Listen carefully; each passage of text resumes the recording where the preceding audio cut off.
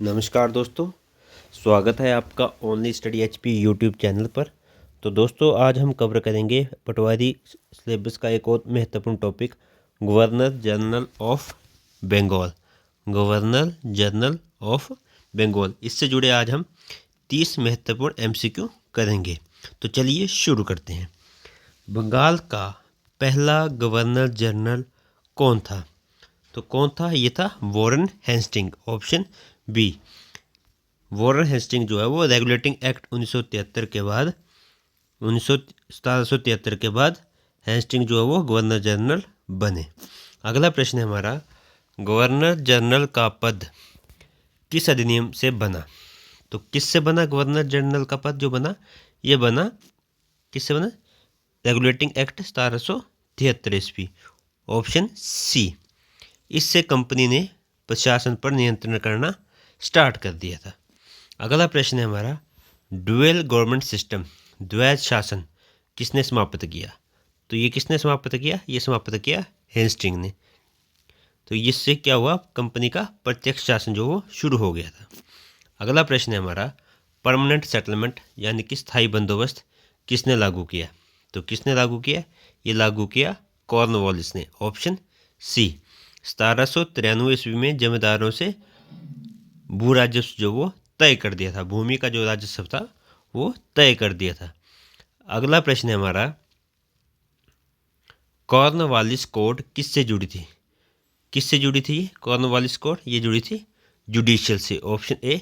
न्यायिक सुधारों से जो कॉर्नवालिस कोड जो वो जुड़ी हुई थी। कॉर्नवालिस कोड को प्रशासनिक और न्यायिक सुधारों का समूह भी कहा जाता था। अगला प्रश्न है हमारा, सब्सिडरी अलायंस सिस्टम, सहायक संधि किसने शुरू की? ये शुरू की वेल्जली ने, ऑप्शन सी। वेल्जली ने जो सहायक संधि जो शुरू कर दी। देशी राज्यों पर ब्रिटिश का नियंत्रण जो वो इससे बढ़ा था। अगला प्रश्न है हमारा, फोर्थ एंग्लो मैसूर वॉर, चौथा अंगल मैसूर युद्ध किसके समय में हुआ? तो ये किसके समय में हुआ? ये हुआ वेल्जली के समय में, ऑप्शन बी। इसी युद्ध में जो 1799 ईस्वी में टीपू सुल्तान जो मारे गए थे। ये आपका महत्वपूर्ण क्वेश्चन बनता था कि टीपू सुल्तान कब मारे गए थे और किस युद्ध में मारे गए थे। तो आपका जो सही आंसर है वो है 1799 ईस्वी में जो है टीपू सुल्तान मारे गए थे। अगला प्रश्न है हमारा, फोर्ट विलियम कॉलेज किसने स्थापित किया था? तो फोर्ट विलियम कॉलेज जो किसने स्थापित किया था? ये स्थापित किया था वेल्जली ने। तो वेल्जली से आपसे 3 क्वेश्चन हो चुके हैं। इससे इस कॉलेज से कंपनी के अधिकारियों को प्रशिक्षण दिया जाता था। अगला प्रश्न है हमारा, थर्ड एंग्लो मराठा वॉर, कौन सी? थर्ड एंग्लो मराठा वॉर किसके समय में हुई? तो ये हुई लॉर्ड हेस्टिंग के समय, ऑप्शन बी। जिससे जो मराठा शक्ति का जो समाप्त हुई, मतलब अंत हुआ। मराठा शक्ति का जो अंत किससे माना जाता है? थर्ड एंग्लो मराठा वॉर से। अगला प्रश्न है हमारा, पिंडारी युद्ध किससे जुड़ा है? तो पिंडारी युद्ध जुड़ा है, ये जुड़ा है हेस्टिंग से, ऑप्शन सी। मध्य भारत में पिंडारियों का दमन जो है किस युद्ध में हुआ था? पिंडारी युद्ध से। अगला प्रश्न है हमारा, लॉर्ड हेस्टिंग का वास्तविक नाम क्या था? तो लॉर्ड हेस्टिंग का वास्तविक नाम जो था वो था फ्रांसीसी रोडन, ऑप्शन बी,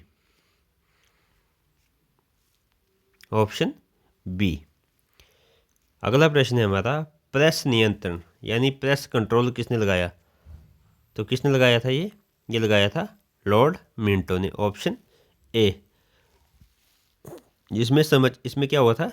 जो समाचार पत्रों पर सेंसरशिप लगी थी, मतलब उसमें जो समाचार पत्रों पर नियंत्रण करना जो शुरू कर दिया था, किसके समय में? लॉर्ड मिंटो के समय में। अगला प्रश्न है हमारा, चार्टर एक्ट 1813 किसके समय में हुआ? तो चार्टर एक्ट जो 1813 हुआ, ये हुआ लॉर्ड मिंटो के समय में। कंपनी का जो एकाधिकार जो किस पे था? व्यापार पे था, उसको जो कम किया गया किसके एक्ट के द्वारा? चार्टर एक्ट 1813 के द्वारा। अगला प्रश्न है हमारा, ट्रीटी ऑफ अमृतसर 1809 किस समय में हुई? ट्रीटी ऑफ अमृतसर किसके समय में हुई? ये हुई लॉर्ड मिंटो के समय में। अगला प्रश्न है हमारा, इसमें ट्रीटी ऑफ अमृतसर में क्या हुआ था? सतलुज नदी को जो था वो सीमा बनाया गया था। अगला प्रश्न है हमारा, फर्स्ट एंग्लो ब्रुमेसे वार किसके समय हुआ? ये हुआ ऑप्शन सी हेस्टिंग के समय, ऑप्शन सी। अगला प्रश्न है हमारा, सिंध पर अधिकार किसके समय हुआ? ये जो सिंध पर जो अधिकार हुआ ये हुआ अल्बनेरो के टाइम, ऑप्शन बी। 1843 में जो वो सिंध जीता गया। अगला प्रश्न है हमारा, मार्ले मिंटो किस गवर्नर जनरल से जुड़ा है?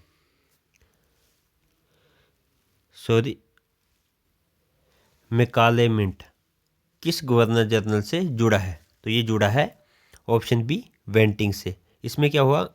अंग्रेजी शिक्षा नीति लागू हुई थी, किससे? मैकाले मिंट से। अगला प्रश्न है हमारा, बनारस संधि, बनारस ट्रीटी किसके समय में हुई? ये हुई ऑप्शन ए हेस्टिंग के समय। अगला प्रश्न है हमारा, कंपनी शासन का केंद्रीकरण, सेंट्रलाइजेशन किसने किया? कंपनी का शासन का सेंट्रलाइजेशन किसने किया? ये किया हेस्टिंग ने, ऑप्शन सी। परमानेंट सेटलमेंट का उद्देश्य क्या था? परमानेंट सेटलमेंट का जो उद्देश्य था ये था राजस्व स्थिर करना, ऑप्शन सी। अगला प्रश्न है हमारा, रेगुलेटिंग एक्ट 1773 क्यों लाया गया? ये लाया गया कंपनी पर नियंत्रण करने के लिए, ईस्ट इंडिया कंपनी पर नियंत्रण करने के लिए रेगुलेटिंग एक्ट 1773 लाया गया, ऑप्शन बी। इसमें जो ब्रिटिश संसद ने हस्तक्षेप करना शुरू कर दिया। अगला प्रश्न है हमारा, कोर्ट ऑफ डायरेक्टर किस संस्था से जुड़ा था? कोर्ट ऑफ डायरेक्टर जो जुड़ा था वो किससे जुड़ा था? ऑप्शन ए कंपनी से। ये कंपनी की एक प्रशासनिक निकाय है। अगला प्रश्न है हमारा, बोर्ड ऑफ कंट्रोल किस एक्ट से बना? बोर्ड ऑफ कंट्रोल जो बना वो बना पिट्स इंडिया एक्ट से, ऑप्शन बी। अगला प्रश्न है हमारा, लॉर्ड वेस्ली किस नीति के लिए प्रसिद्ध थे? तो ये किसके लिए प्रसिद्ध थे? ये प्रसिद्ध थे सब्सिडरी अलायंस के लिए, सहायक संधि के लिए। अगला प्रश्न है हमारा, कॉर्नवालिस किस सुधार से जुड़ा था? तो ये किससे जुड़ा था? ऑप्शन ए न्यायिक्स। अगला प्रश्न है हमारा, फोर्ट विलियम कॉलेज कहाँ स्थित है? तो ये कहाँ स्थित है? ऑप्शन बी कलकत्ता में। यहाँ क्या क्या होता था? यहाँ पे कंपनी के अधिकारियों को क्या दिया जाता था? प्रशिक्षण दिया जाता था। अगला प्रश्न है हमारा, मराठा पावर का अंत किस युद्ध से हुआ? तो मराठा पावर का जो अंत हुआ ये हुआ ऑप्शन बी तीसरे युद्ध से। अगला प्रश्न है हमारा, लॉर्ड मिंटो किस नीति से जुड़े थे?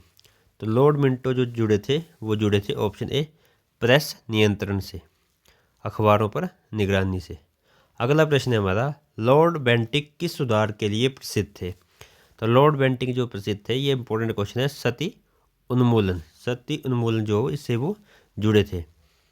अगला प्रश्न है हमारा और लास्ट प्रश्न, गवर्नर जनरल ऑफ बंगाल का पद बाद में किस पद में बदला? तो ये किस में बदला? ये बदला ऑप्शन ए वॉइसराय में। ये थे हमारे आज के महत्वपूर्ण 30 प्रश्न गवर्नर जनरल ऑफ बंगाल से संबंधित। तो ऐसी वीडियो के लिए हमारे साथ बने रहें, चैनल को लाइक करें, शेयर करें और सब्सक्राइब करें। धन्यवाद।